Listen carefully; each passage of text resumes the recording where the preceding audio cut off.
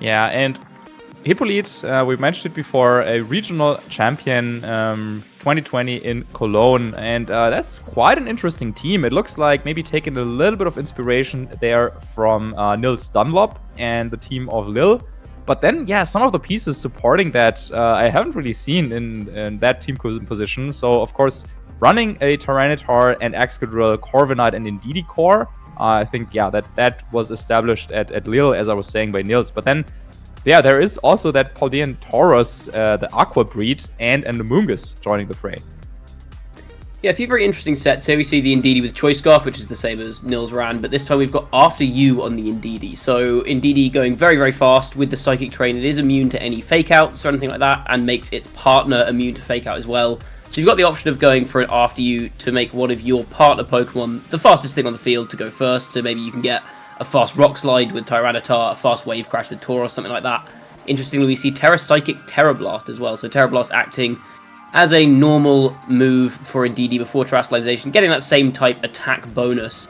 But if you go for the Terra Psychic, you now have a single target Psychic move that you can use. And I wonder if this team maybe was a little bit of an attempt of a kind of soft counter team, because Mattie is just so known to using the same team composition over and over again. In fact, recently he published a Twitter feed where he was explaining how he managed to accumulate, I don't know, I think almost 1,000 championship points, maybe even more than that, with just the same team composition. So of course he really loves to use like Incineroar, the Porygon 2 is on there, and I just wonder if those were some considerations that maybe Hippolyte was making, because of course you're going up against a very strong player, a player that is known to feature a similar type of team. And then maybe why not give yourself a little bit of an advantage in your team choice. And it looks like, yeah, some of Mattie's favorites made it onto his team here, but it's a little bit different compared to what we are used to seeing from him. Yeah, we've got the Annihilate over what is usually a Sneasler slot on Mattie Morgan's team. So this team has changed a little bit over the last couple of months, but it's had the same skeleton with the Sneasler being the coaching user, but instead now we see this Focus Sash Annihilate, which is an interesting way that we've seen Annihilate kind of evolve in the last few months. We've seen it move away from that bulky setup sweeper or that Scarf user now to more of a support Pokemon with Final Gambit and coaching. And I think that might actually work out in Mattie's favour in this matchup here, because as you said, Hippolyte's team looks like maybe almost a bit of a counter team, but with the option of Final Gambit, some of those really bulky pieces like the Corviknight, the Amoonguss, that would otherwise be happy to sit in front of Sneasler, now have to really worry about that Final Gambit just one hit KOing them. Yep. Yeah, and then of course also that Golden Go I think is one key Pokemon for Mattie with the Terastallization to Water, with the Good as Gold ability. It definitely can take on some of the key Pokemon over on Hippolyte's team. So yeah, maybe a lot of pressure here on that Annihilate and potentially the Golden Go. But yeah, it's tough to make a decision here. I think if you just go for like a very slow and steady approach, I think like Amoonguss, Incineroar, Porygon 2, like that might be a little bit too slow when looking at the team that yeah, Hippolyte has. Of course, also the option to maybe go for like Rock Slides to remove items with the Tyranitar. So I'm expecting a little bit of a more aggressive approach here from Mattie. We do see that aggressive approach with the Annihilate coming out first. And we see the Sand lead from Hippolyte with the Excadrill and Tyranitar, a classic lead. We've seen this over a number of generations. I've actually become pretty fond of it myself in the last couple of weeks. I used a similar team at Stuttgart myself. So I'm very aware of how dangerous this very, very fast Earthquake from Excadrill can be. But Porygon 2 very well positioned here. It just needs to be careful of a potential knockoff from this Tyranitar to get rid of that Eviolite item. Yeah, and of course it's a question whether you want to try and call out the move that the Annihilate is making, because yeah, it could go for like a Final Gambit, it could go for a close combat, and you probably won't be able to cover everything, but I think yeah, Earthquake and Terra Flying and maybe knockoff into the Porygon or just a Terra Blast could be a fine choice here at this point. And with the Excadrill holding this Focus Sash and outspeeding this Annihilate to yeah, potentially reduce its HP before it gets off that Final Gambit, I feel with the move that Hippolyte has chosen, his Pokemon are safe to make it through this turn. And we see the Terra flying from Tyranitar. Tyranitar, the one bad thing about Tyranitar has always been its typing. With Terrestrialization, it just decides it doesn't want that typing anymore, makes itself immune to that Earthquake from Excadrill. As you said, getting that early damage down on Annihilate to stop the final Gambit.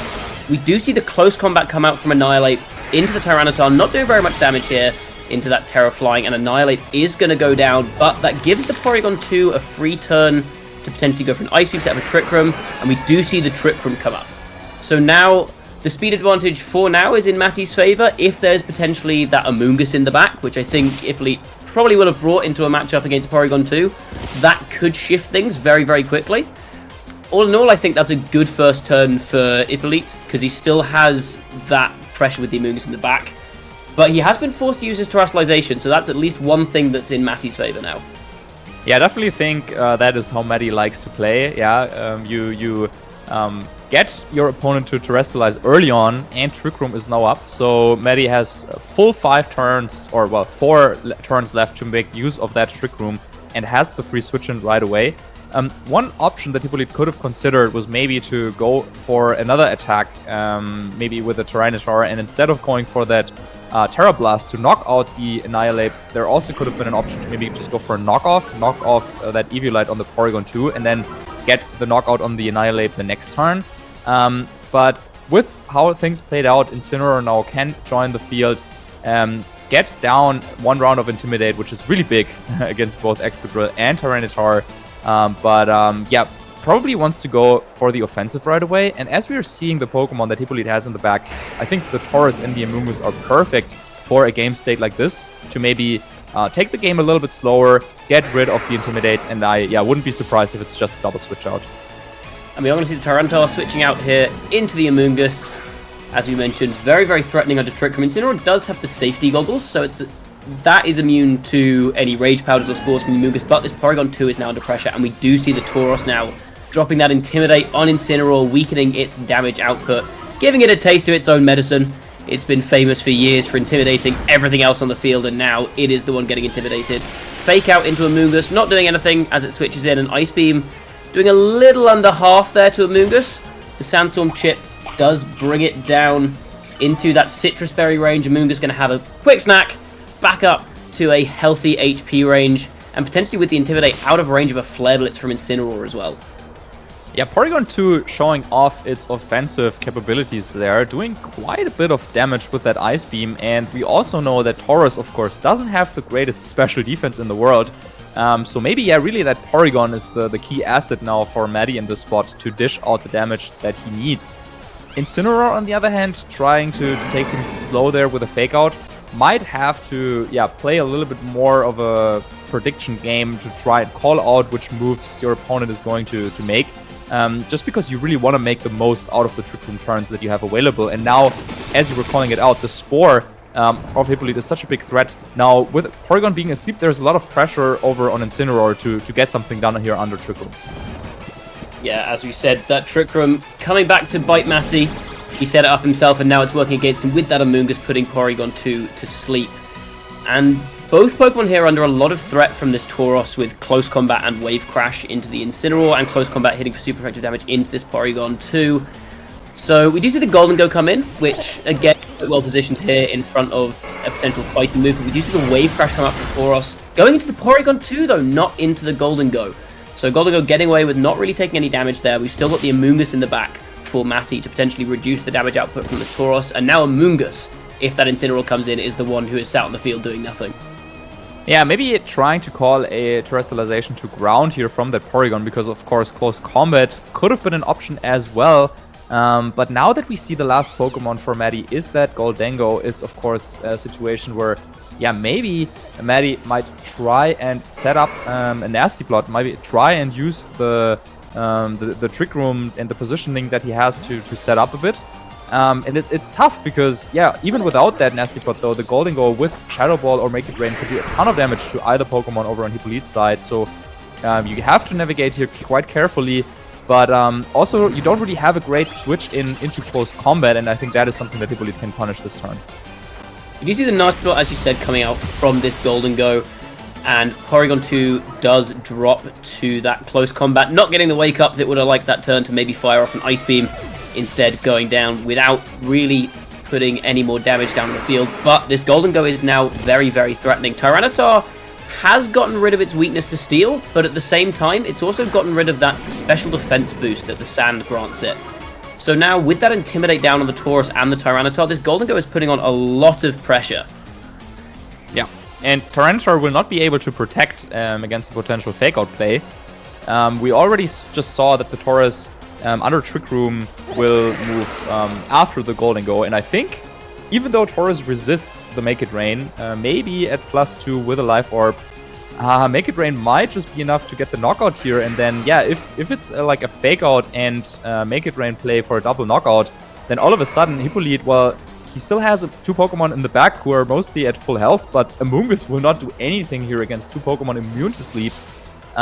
So, yeah, I mean, that is the spot that Mattie was playing towards, and now it's on Hippolyte to figure out a way to get that Excadrill in position, because that, I think, is the key Pokemon here over on Hippolyte's side at this point. And we do see the Tauros being preserved there, as you said. Maybe that's a very key piece into the Incineroar with the fighting and water type attacks, and the Intimidate as well, we mustn't forget, can also stop this Incineroar somewhat.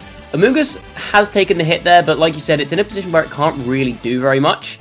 And if I counted correctly, this should be the last turn of Trick Room, so potentially this Golden Go could just protect this turn to try and give itself the speed advantage over the 2 Pokemon that are currently on the field. We'll have to see if that is what Mattie goes for. This is a tough turn for Hippolyte, because if he goes off the Incineroar, predicting to protect, and Tyranitar just... if Golden Go just goes for the Make It Rain and gets that double KO, then suddenly that's a really bad position, but if he hits into a Protect, then equally bad. Yep. Yeah, I think the Protect kind of telegraphed, though, because, yeah, you really need to stall out that last turn of Trick Room.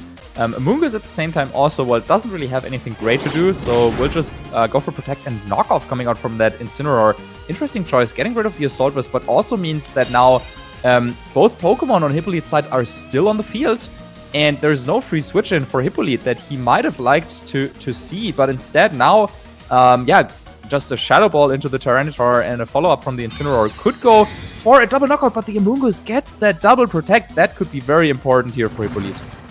Oh, and Golden Go goes for another nasty plot. It feels very safe in that situation, though, because if this Incineroar is faster than Tyranitar, which we have seen, that's going to get the knockout there, and another nasty plot means this Golden Go is in a really, really powerful position. I think that Make It Rain is definitely going to be able to knock out this Tauros this turn. And I feel like Hippolyte almost would have preferred the Amoonguss to also go down that turn, so that's very smart from Mattie to not give Hippolyte the opportunity to get both of his big offensive pieces in at the same time. Yeah, there wasn't really too much that the Amoonguss could have done, but I guess some Pollen Puff chip on the Incineroar might have been appreciated. I think in the end game, eventually that Golden Go will have to terrestrialize into water, though, to take on that Excadrill that is waiting in the back. But even then, with the Focus Sash still intact on the Excadrill, I feel like, yeah, Hippolyte's still definitely ahead in this game, but Mattie might have just given himself a shot if he can call the moves of his opponent perfectly, because, yeah, even though Excadrill has Earthquake, that would not knock out Incineroar, and it also would not knock out that Golden Go if it terrestrializes. So you need to get some damage down on the board before that Excadrill can join the field. And it's not... Yeah. We've got a terrestrialization from the Incineroar here. Mattie calling that that's going to be the target that Hippolyte goes for. He knows that he needs to keep something alive. He needs to keep both of his Pokemon alive this turn, because as you said, the Excadrill does have that Focus Sash. So I think this may now come down to, firstly, is the Golden Go faster than Excadrill? Because if this Golden Go has maximum speed, and the Excadrill is not maximum speed, depending on how they're trained, this Golden Go could be faster. So getting that Terra Water on the Incineroar means that Golden Go could get an attack off first. It doesn't care if it goes down to the Earthquake now, it just matters that Incineroar survives. So that could have been a very, very clutch play from Mattie to give himself a win here. We'll just have to see how the speeds work out in this situation. Yeah, Mattie really keeping terrestrialization around until the very end, and yeah, you called it out, the speed between Excadrill and Golden Go outside of Sand, definitely so important. You could try and protect to call out a potential protect play from the Golden Go, like a protect and parting shot, but I don't really think that really gets you anywhere. So yeah, this will come down to Earthquake. How much is it going to do to the Incineroar? I think it's going to be enough for a 2-hit knockout for sure at this range. And then yeah, it might just come down to the speed. Or maybe, like a Flare Blitz burn, or is always in the cards as well. So still anyone's game, coming down to the wire here in game 1 between these fantastic players. I think it is just the speeds. Mattie, we see here, going for the Shadow Ball. Probably a Flare Blitz from the Incineroar as well, just saying, okay. Oh, Parting Shot rather than Flare Blitz is interesting. I feel like maybe that says to me that Mattie's Golden Go is not that fast. Because if Golden Go is faster than Excadrill, I feel like you always just Flare Blitz with Incineroar there. Because Golden Go knocks the Excadrill down to the Focus Sash, and then Incineroar picks up the KO. So maybe Mattie's Golden Go is not as fast as we thought it might be. Wow, going for the Iron Head flinch. Okay, predicting the protect. So getting the first part of the puzzle down, because now that you saw the protect and parting shot, or even protect and Flare Blitz feels very safe, but it does not get the flinch. And now this Excadrill should no longer be able to knock out Golden Go in just one hit. And wow, Mattie masterfully played back into this game. I mean, of course, there still could be critical hits, and maybe the damage rolls fall into Hippolyte's place, but yeah, masterfully played back here from a 2-4 deficit to a 2-1 lead. And the Earthquake comes out, and it picked up the Golden Go! It's a critical hit!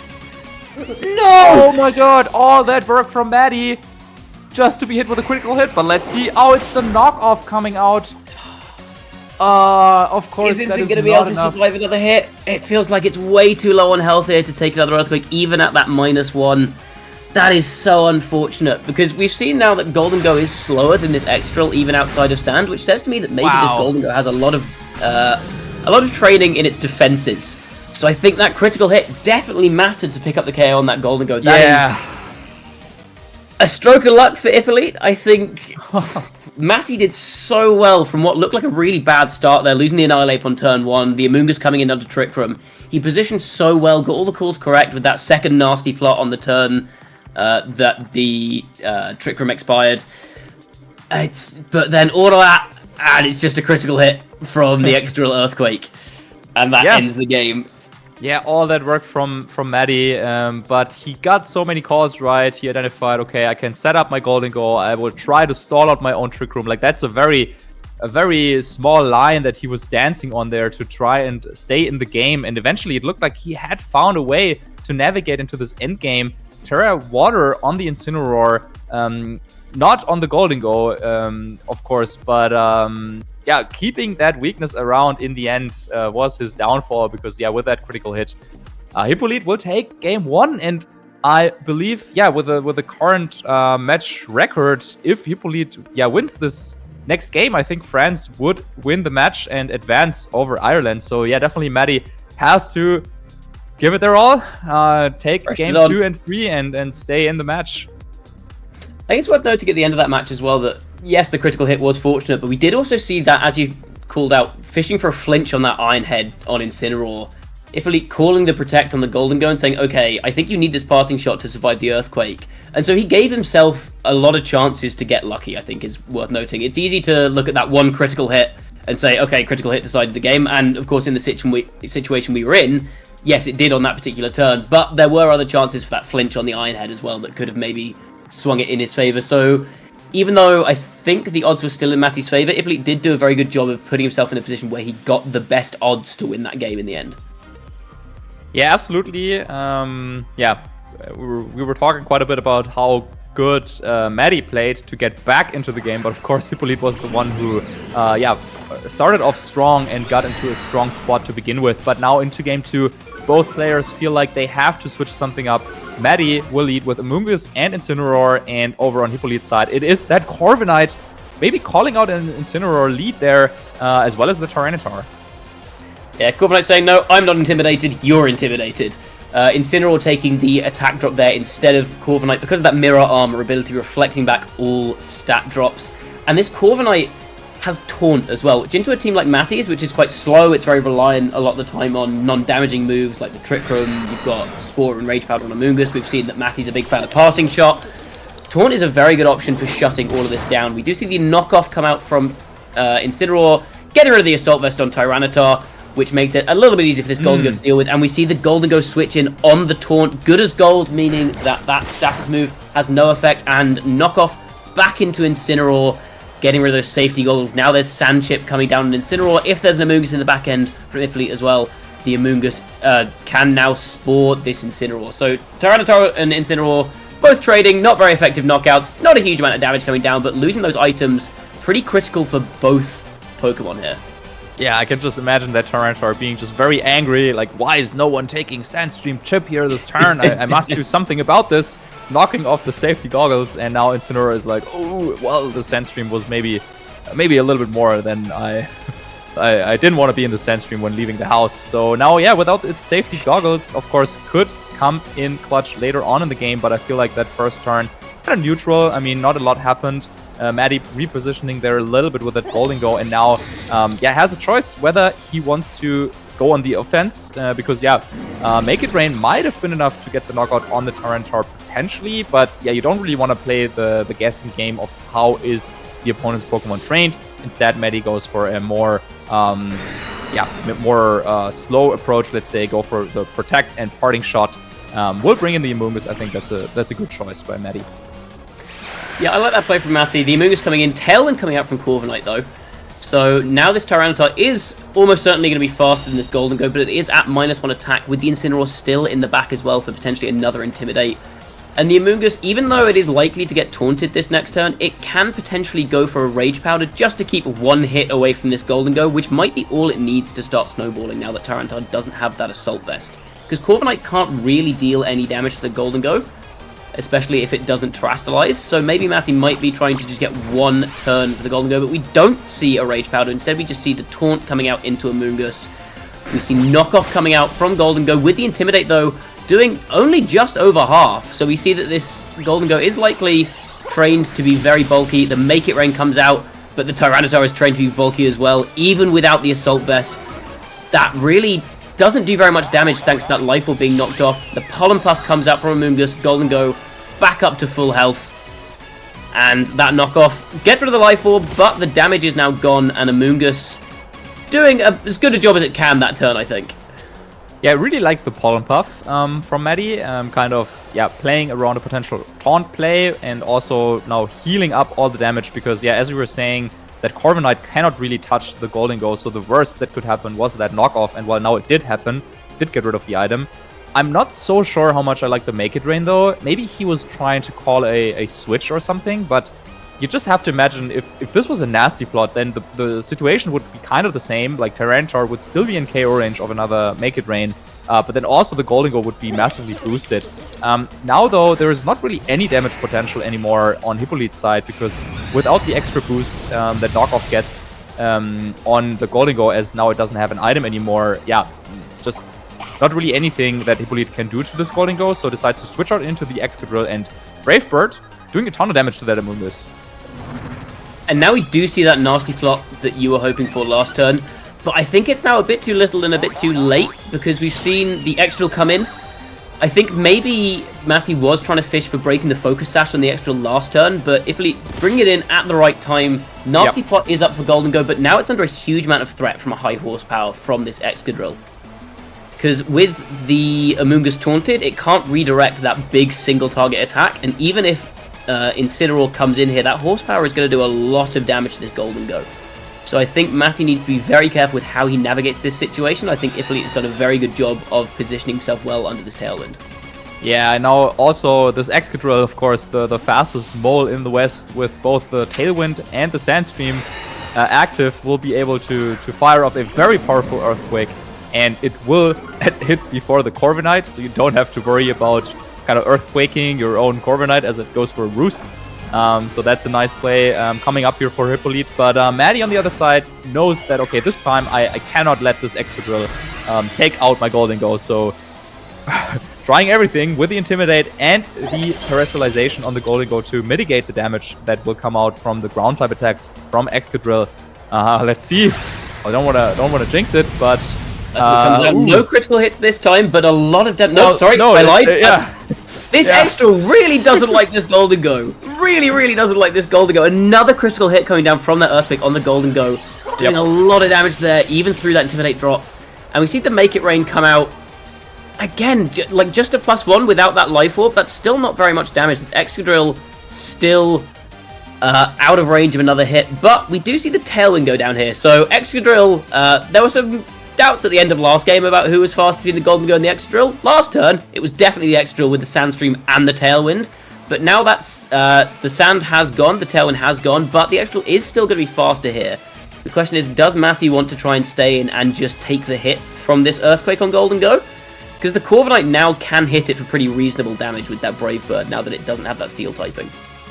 Yeah, we have the Fake Out active for Mattie, so I think you have to kind of call what's going to happen. I mean, there is the Covered Cloak on the Corviknight, so you could try and just go for the Fake Out on the Excadrill and take the knockout there, but then, yeah, that means Tailwind will go up, and Shadow Ball won't be enough to knock out the Corviknight, so, yeah, double target by Mattie into the Excadrill. Nice play, gets the KO there. Golden Go very angry about all those critical hits, saying, get off the field. Yeah, get off my field. Excadrill does go down, but now we've got the Taurus coming in the back, and with Wild Charge and Wave Crash and Close Combat, this Taurus is applying pressure to every single one of Mattie's Pokemon. And Amoonguss normally would be able to come in and deal with the Tauros pretty nicely, but with the Taunt on the field and with the safety goggles on Tauros, it can't really position itself very well here. So this may well come down to what Mattie has in the back. But as you mentioned earlier, the team is very low now on switch-ins to this Tauros. Yeah, so I really like the Taunt, by the way, yeah, just to call that out, because Mattie, yeah, if he wants to reposition here, you could try and go for like a parting shot, but that would be taunted and stopped. And even if you go for a switch out, maybe into the Amoonguss, maybe it's that Porygon 2 in the back. All those Pokemon also, of course, don't like being taunted. So, yeah, I really like the choice that Hippolyte went for. Let's see what Mattie decides to do. We do just see the hard switch from Incineroar, probably, as you said, not wanting to try and deal with the taunt, blocking that parting shot. And it is going to be the Porygon 2 coming in here. But if there's a fighting move coming into this Porygon 2, it's going to do a lot of damage. The Gomago is going to protect, keep itself safe from a potential Wild Charge this turn, which is what we see. So, good play from Mattie to keep that Golden Go alive and healthy for now. And as you said, the Taunt coming out from Corviknight just means that this Porygon 2 can't get any ideas setting up Trick Room or anything next turn. But I don't think, especially with an Incineroar in the back, this Tauros is going to be able to one-hit KO this Porygon 2. So with the special defense drop it would get from going for close combat, Porygon 2 might be able to pick it up. Yeah, you can kind of claim a guaranteed knockout on the Golden Go slot this turn if you go for a double up here with Brave Bird and, yeah, one other move. I agree, you don't really want to go for a close combat in this spot, but yeah, you might have to play down to this 1v1 between Corviknight and Porygon. Let's see if that's what will happen. But that, I think, is your win con for Hippolyte at this point, because, yeah, Porygon 2 will be tough to deal with, especially if it's supported by that Incineroar that is still waiting there in the back. Mattie, with this Incineroar switch in, is saying, okay, I'm fine giving up this Pokemon at this point. But yeah, what can Porygon do? I mean, it got the special attack boost, so it has a quite long road ahead of it, but it could go all the way, potentially. Yeah, we do see that Incineroar come in, as you mentioned, getting Intimidate down on the Tyranitar, but now we see a Terra Blast coming out into Tyranitar, going to do very, very little damage. Even without the Assault Vest, again, that boost that Rock types get to their special defense when Sandstorm is up, making Tyranitar very, very bulky. And importantly here, we've still got the Taunt on the field. As you said, this Corviknight is a real threat, and I don't think Mattie can deal with it very quickly, so it's going to keep that Taunt pressure on the field for a while. And most critically, there's no longer an Intimidate on the Tauros that's in the back. And with the Incineroar down, that means there will never be an Intimidate down on this Tauros. So the Tauros, again, very well positioned. Mattie has managed to preserve his Golden Go, but I don't know how much that's really going to help in this situation, because if there's any more damage down on this Porygon 2, from a Brave Bird, from Sand Chip, the Tauros is likely to be able to pick it up with a close combat, and it can't click Recover because of that Taunt. Yeah, Taunt definitely, and this Corviknight just in general, I think, in this game, a key piece here over on Hippolyte's side. Now, Golden coming back in. There is still Tailwind up for Hippolyte, and don't think you want to run here, but maybe you want to go for like a... You could go for even a Taunt and knockoff play into the Porygon if you're predicting a Protect to come out, but maybe there's a safer way to do this. Because Golden you can only really deal with the double up, but the Protect on the Golden just seems so obvious. But it seems like Hippolyte has other plans, brings in the Taurus right here and now. And yeah, if Mattie calls this could be big.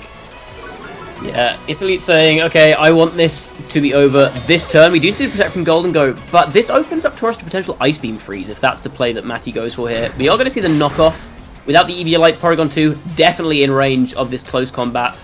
And we do see the Ice Beam come out. Freeze is the only chance here, surely, for Mattie. Does he get it? He does not.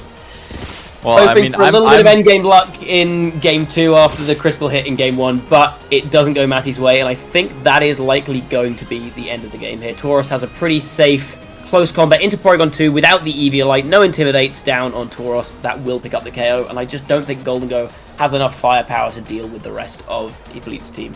Yeah, I mean, it would not have been the first game where we saw a frozen Corviknight, but of course, with that cover cloak, Hippolyte was prepared even for that scenario potentially.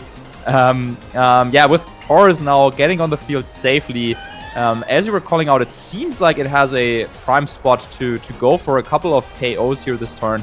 Golden just protected the previous turn, so yeah, it seems like that is the target that Hippolyte decides to go for, and now the question is, can Mattie maybe play around? Of course, yeah, Amoonguss can still come in to soak up a hit and get rid of exponential taunt, but yeah, it is the wild charge, and it is going into the Golden for the knockout, and I think that will just be the end of the game right there, because yeah, Amoonguss and Porygon, they're great supporting pieces, but they don't usually have the power to get too much done offensively. Yeah, Hippolyte making the right call there, getting rid of the Golden calling that Porygon 2 is going to try and save itself for the Amoonguss, because Amoonguss could have also come in on the Golden slot, which would have been a good play for Mattie, but Hippolyte making that call correctly, and now with the safety goggles on Tauros, and again, no Eviolite on Porygon 2, no Terastallization left. This feels like a pretty safe close combat into the Porygon 2, and then Amoonguss, as you said, that supporting Pokemon, not going to have enough firepower to break through this team. And that is going to be the game. Mattie